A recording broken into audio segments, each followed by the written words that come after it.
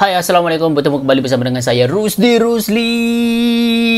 Selamat datang ke channel Rusdi Official, guys. Ini adalah channel terbaru Rusdi Rusli selepas Rusdi Rusli channel yang subscribernya hampir 600,000 itu dihapus sama YouTube, guys. Kalau anda mau tahu kenapa kenapa channel YouTube saya dihapus, anda boleh lihat video-video sebelum ini, guys. Saya ada ceritakan di situ alasan dan sebabnya, guys. Oke, tapi saya ikhlaskan dan saya move on untuk lagu pula kan, untuk channel baru ini, yaitu Rusdi Official, dan semoga anda terus mendukung channel ini, guys. Dan saya terus mewakili rakyat Malaysia mengucapkan salam persaudaraan buat anda semuanya yang sedang menonton. Semoga anda bahagia, sehat, ceria selalu, dimurahkan rezeki, umur panjang, dipertemukan orang-orang yang baik, dan terus mendukung channel Rusdi Official, guys. Oke. Jambul perambanan udah nggak ada, guys. Oke, hari ini saya akan mereaksi satu video, bukan satu video lah, beberapa video lah saya akan react hari ini.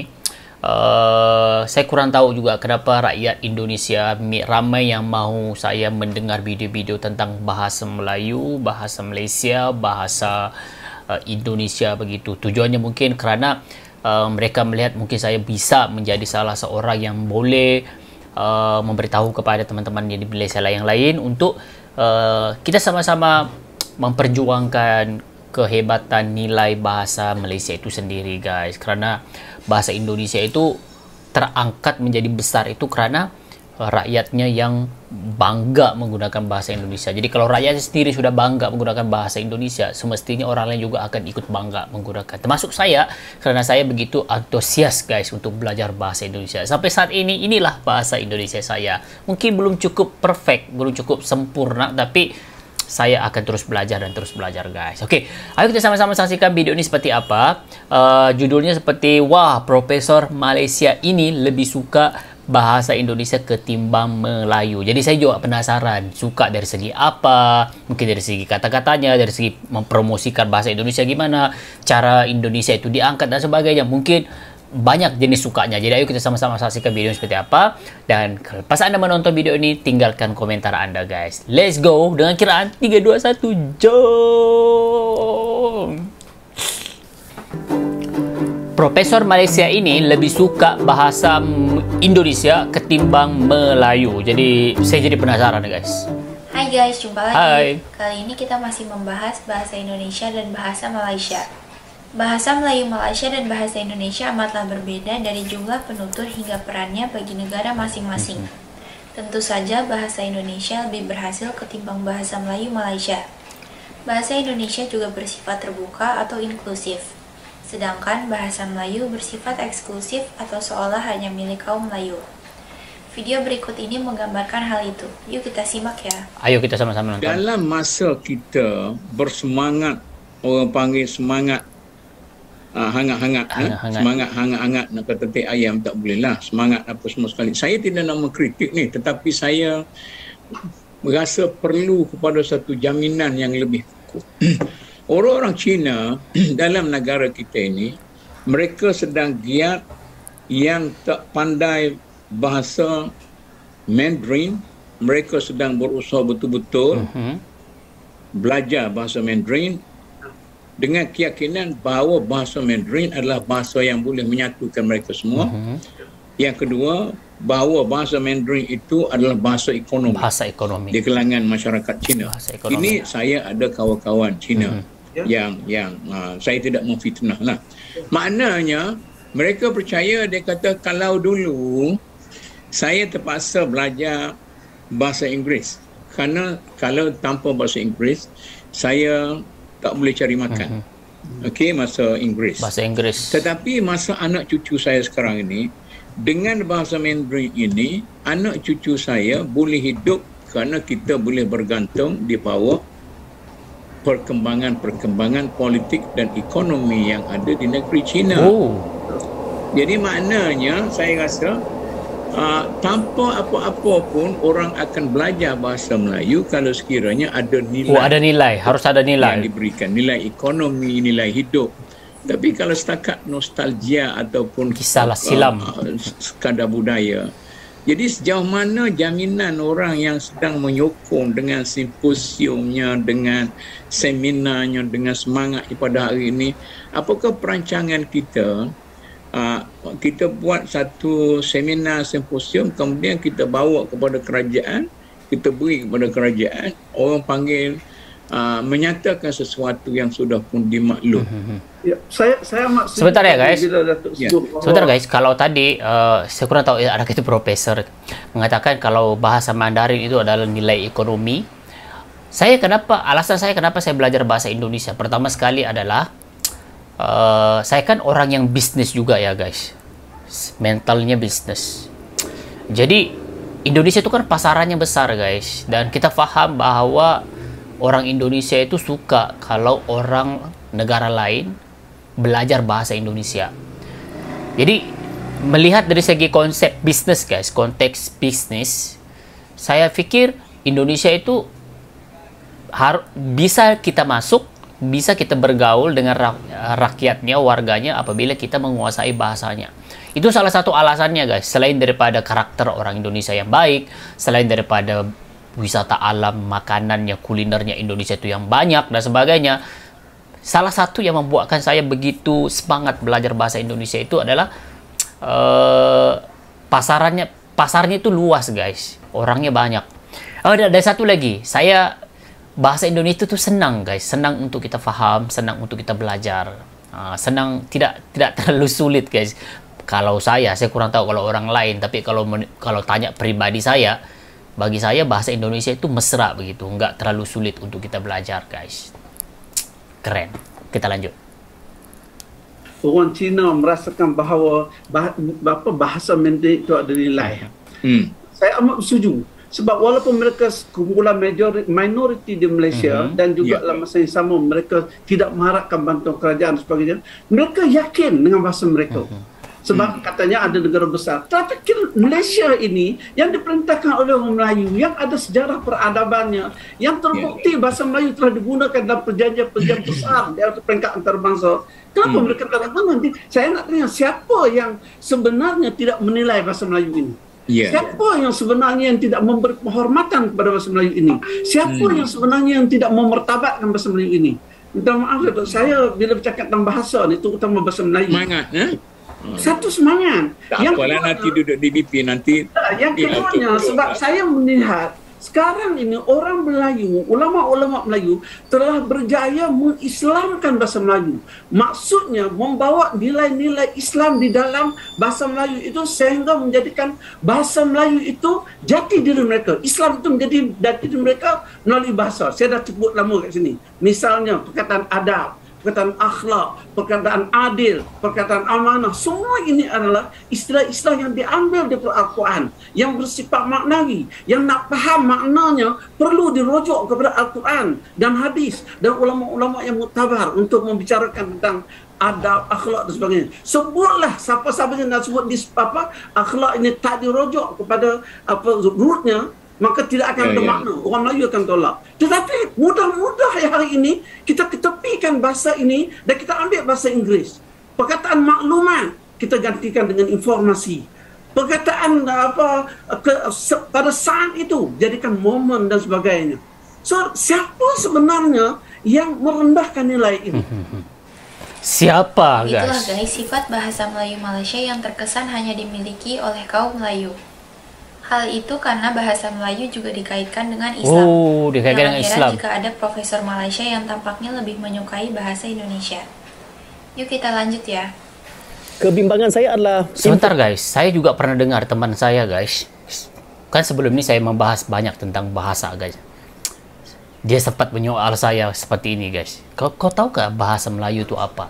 Bahasa Melayu itu adalah satu perjuangan Islam. Wow, maksudnya di sini mentalnya itu sudah mengatakan Melayu itu, bahasa Melayu itu Islam. Jadi kita kan duduk dalam kalangan orang-orang yang berbilang kaum, ya ada agamanya beda dengan Islam. Dan kalau kita mau menjadikan bahasa Melayu itu diterima dengan baik oleh semua orang berbeda agama, harusnya bahasa Melayu itu lebih terbuka begitu, tidak bersifat Islamik begitu, tidak bersifat keagamaan begitu, karena penuturnya itu bukan hanya untuk orang Islam, terbuka kepada warga-warga yang lain yang bukan beragama Islam. Saya baru dapat melalui ini kenapa itu salah satu alasan kenapa bahasa Melayu itu tidak begitu berkembang berbanding dengan bahasa-bahasa yang lain termasuk bahasa Indonesia, karena mungkin bersifat tidak terlalu terbuka guys, lebih kepada macam Islam begitu. Jadi mungkin salah tu, minta maaf kalau saya salah guys, saya bukan pakar bahasa, tapi apa yang saya nonton, apa yang saya alami, mungkin itu salah satunya. Kalau anda sendiri gimana guys? Tuliskan di ruang komen. Kita lanjut.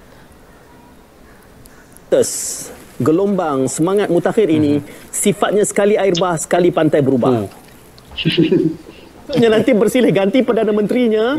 Oh, okey. Gelombang ini akan hilang. Adalah salah.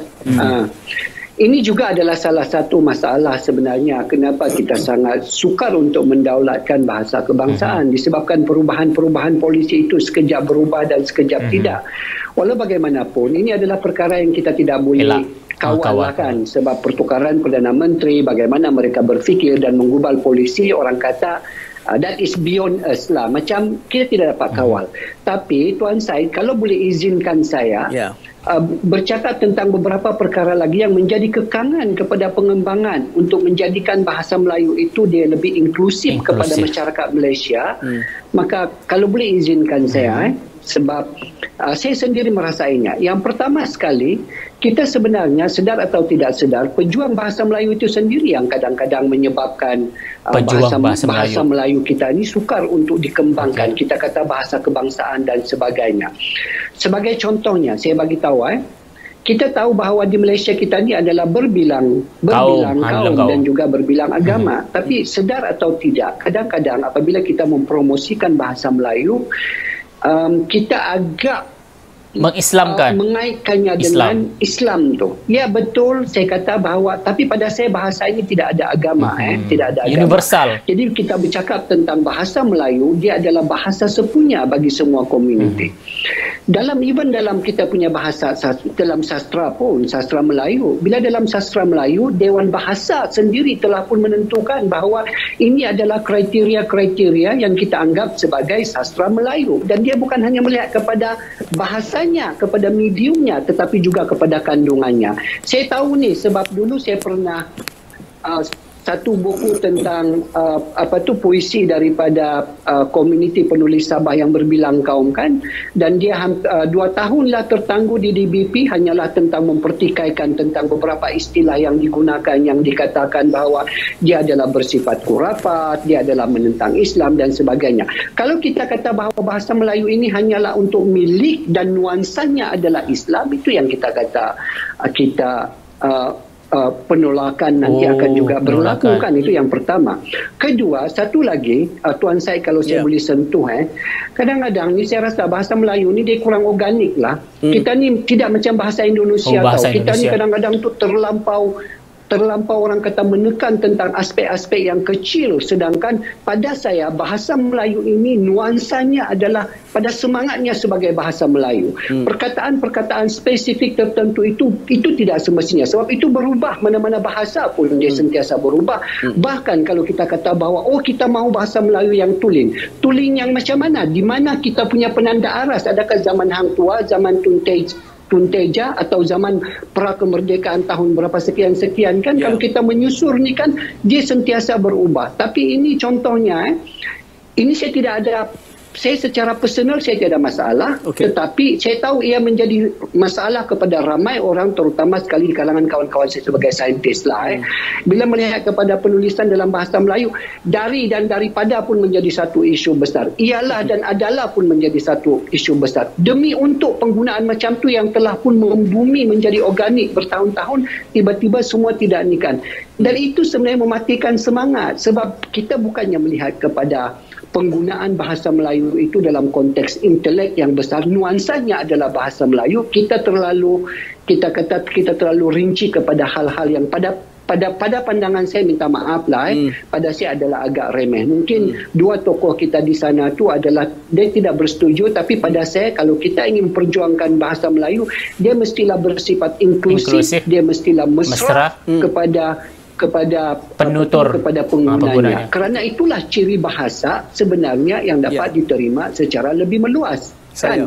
Bahasa Indonesia tu saya rasa kalau dia diikat dengan Islam sama seperti bahasa Melayu, mungkin ada ramai orang, sebab Indonesia pun berbilang agama dan ni kan yang tidak akan ada kecenderungan untuk menggunakan bahasa itu ataupun ada sentimen tertentu terhadap bahasa. Betul.